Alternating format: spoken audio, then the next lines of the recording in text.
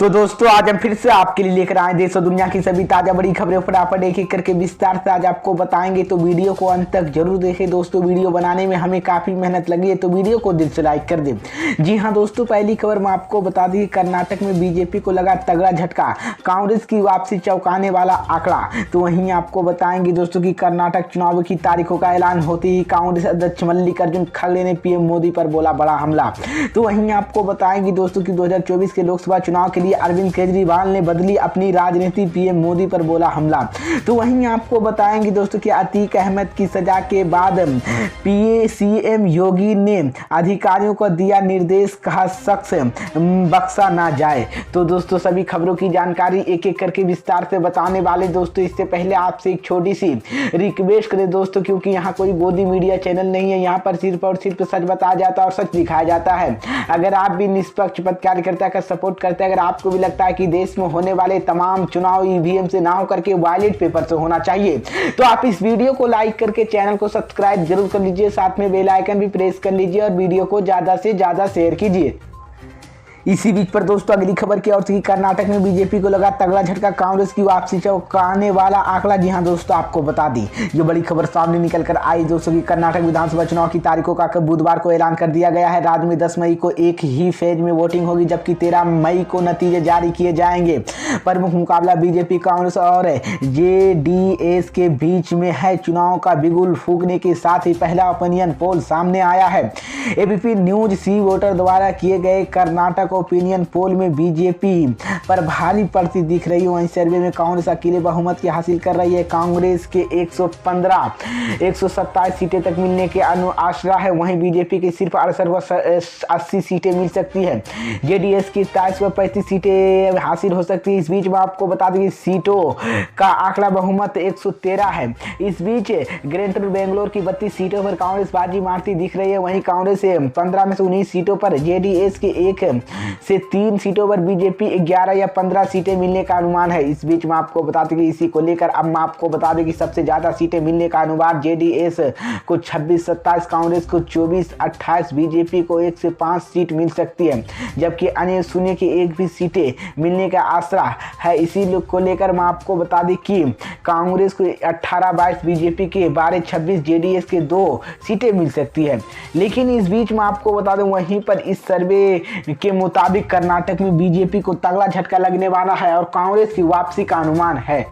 इसी बीच पर दोस्तों अगली खबर की ओर से कर्नाटक चुनाव की तारीखों का ऐलान होते ही कांग्रेस अध्यक्ष मल्लिकार्जुन खड़गे ने पीएम मोदी पर बोला बड़ा हमला। जी हां दोस्तों, आपको बता दी ये बड़ी खबर सामने निकल कर आई दोस्तों की कर्नाटक विधानसभा चुनाव की तारीखों का ऐलान चुनाव आयोग ने कर दिया है। कर्नाटक की 224 सीटों पर 10 मई को एक चरण में चुनाव होगा, जिसके नतीजे 13 मई को घोषित होंगे। चुनाव की तारीखों का ऐलान होते ही कांग्रेस अध्यक्ष मल्लिकार्जुन खड़गे ने बीजेपी पर बड़ा हमला बोला है। कांग्रेस अध्यक्ष मल्लिकार्जुन खड़गे ने कहा कि कर्नाटक में 40% की सरकार है, वहां एक एमएलए एक के पास 8 व 10 करोड़, लेकिन उन पर कोई एक्शन नहीं होता। विपक्षी नेता उनके पास सब कुछ है, मिलता है, लेकिन ईडी सीबीआई के बुलाते हैं और करेक्टर खुद पीएम मोदी खत लिखते हैं, लेकिन कुछ नहीं होता है। इस बीच में आपको बता दें मल्लिकार्जुन खड़गे ने आगे कहा भ्रष्टाचारी व पीएम मोदी खुद ही जिन लोगों को देश को लूटा उन लोगों के लिए ये कुछ नहीं बोल रहे हैं। उन्होंने के खिलाफ कोई जांच नहीं हो रही है, जेपीसी करने की तैयार नहीं और भ्रष्टाचारियों के साथ मिले या हम। प्रधानमंत्री नरेंद्र मोदी के बात में सत्या होनी चाहिए, लेकिन उनका धर्म सिर्फ दूसरे के अपमान करना। मल्लिकार्जुन खड़गे ने तीखे अंदाज में कहा कि पहले यह अपना गिरेबान की झांक कर देखे, कर्नाटक सरकार पर 40% कमीशन का आरोप क्यों है। कांग्रेस महासचिव रणदीप सुरजेवाला ने कहा कि उनकी पार्टी प्रदेश के भारतीय जनता पार्टी के 40% कमीशन वाली सरकार की मुक्त दिलाने की संकल्प लेती है। इस बीच कांग्रेस अध्यक्ष मल्लिकार्जुन खड़गे ने पीएम मोदी पर बड़ा हमला बोला है चुनाव तारीखों का ऐलान होते ही। इसी बीच पर दोस्तों अगली खबर की ओर से अतीक अहमद की सजा के बाद सीएम योगी आदित्यनाथ का अधिकारियों को दिया निर्देश, कहा बर्दाश्त न किया जाए। जी हां दोस्तों, आपको बता दी ये बड़ी खबर सामने निकल कर आई दोस्तों। उत्तर प्रदेश के मुख्यमंत्री योगी आदित्यनाथ ने अधिकारियों को 2 टूक हिदायत दे दी है। किसी की जमीन पर अवैध कब्जा करने वाले, कमजोर को उजाड़ने वाले किसी भी सूरत में बख्शा न जाए, उनके खिलाफ सख्त से सख्त कानूनी कार्रवाई की जाए। सरकार किसी भी साथ अन्याय होने न देगा। इस बीच हर व्यक्ति के जीवन में खुशहाली लाने के संकल्प सीएम योगी बुधवार को सुबह गोरखपुर नाथ मंदिर के आयोजित जनता दर्शन लोगों की समस्याएं सुन रहे थे।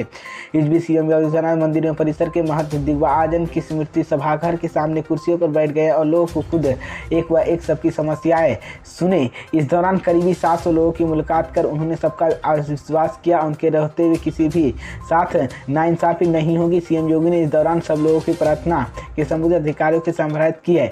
इसको लेकर महापौर सीएम योगी ने सामने समस्याओं को लेकर पहुंचे लोगों की महिलाओं की संख्या ज्यादातर भी जनता दर्शन के लिए महिलाओं के घर उजाड़ने जाने के लिए पड़ी पीड़ा बताई गई है, जिसके बाद मुख्यमंत्री योगी आदित्यनाथ उसे परेशान होने की आवश्यकता नहीं है। इस बीच में आपको बता दें कि उन्होंने कहा कि उसे परेशान होने की कोई आवश्यकता नहीं है। उन्होंने रहते हुए कोई भी कुछ कमजोर गरीब उजाड़ नहीं पाएगा। मुख्यमंत्री योगी आदित्यनाथ को मौजूद प्रशासन पुलिस व अफसरों को निर्देश किया गया कि महिलाओं की समस्याओं के त्वरित एक्शन लिया जाए। और इसी बीच मुख्यमंत्री के समक्षम जनता दर्शन के कई लोग इलाज के लिए आर्थिक सहायता की गुहार लेकर पहुंचे थे। इसी को लेकर मैं आपको बता दें कि और मदद करेगी, इसी को लेकर भरपूर इलाज होगा सरकार को लेकर। इसी बीच पर दोस्तों अगली खबर की और 2024 के लोकसभा चुनाव के लिए अरविंद केजरीवाल ने बदली अपनी राजनीति, पीएम मोदी पर बोला हमला। जी हां दोस्तों, आपको बता दें ये बड़ी खबर सामने निकल कर आई दोस्तों की लोकसभा चुनाव 2024 के लगभग साल भर से पहले दिल्ली के मुख्यमंत्री और आम आदमी पार्टी के लिए राष्ट्रीय संयोजक अरविंद केजरीवाल के प्रधानमंत्री लेकर सामने आ रहे हैं बयानों और विपक्षी नेताओं की एकजुट करने की कोशिश की उनकी राजनीति के अंदाजा लगता है।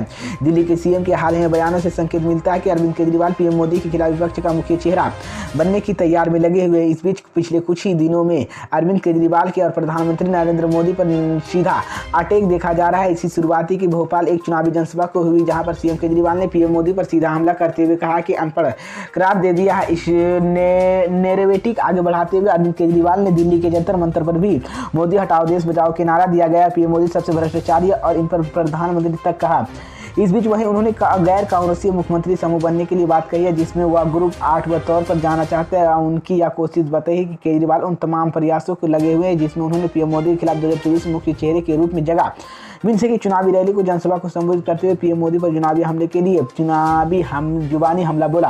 केजरीवाल ने दिल्ली विधानसभा में चुना, हालांकि दिल्ली विधानसभा के सदर बजट पेश करने के लिए बुलाया गया, लेकिन इस दौरान सदन में भाषण भी केजरीवाल ने पीएम मोदी के नाम लेते हुए फिर से अनपढ़ और भ्रष्टाचारी कह दिया। बीच में आपको बता दें कि इसी दौरान केजरीवाल विधानसभा में एक नहीं बल्कि 5 बार अपनी स्पीच दौरान पीएम मोदी पर सीधा हमला करते हुए नजर आए। अरविंद केजरीवाल ने लंबे समय तक प्रधानमंत्री नरेंद्र मोदी के सीधा नाम लेने के बचते रहे। अब वो अचानक आखिर क्यों पीएम मोदी पर निशाना हमला कर रहे हैं?